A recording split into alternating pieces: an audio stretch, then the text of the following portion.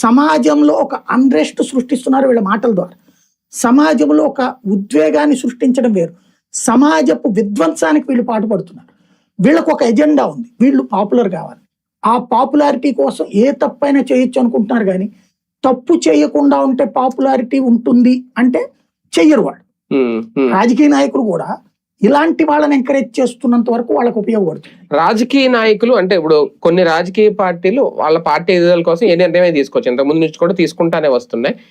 ఇప్పుడు ఇలాంటి వాళ్ళకి చులకనైపోవడానికి కూడా, ఫర్ ఎగ్జాంపుల్ ఆంధ్రప్రదేశ్ రాజకీయాలు తీసుకుంటే పవన్ కళ్యాణ్ గారు మొన్నటి వరకు బయట ఉండడం, లేదంటే బీజేపీ ఉండడం, మళ్ళీ సడన్ గా ఇక్కడ కలవడం, ఇప్పుడు కలిసి వాళ్ళ లోపల జరుగుతున్నాయి కొన్ని అది ఓపెన్ గా అందరికీ తెలిసిందే, వాళ్ళకి గుర్తింపు లేదని ఇంకోటి.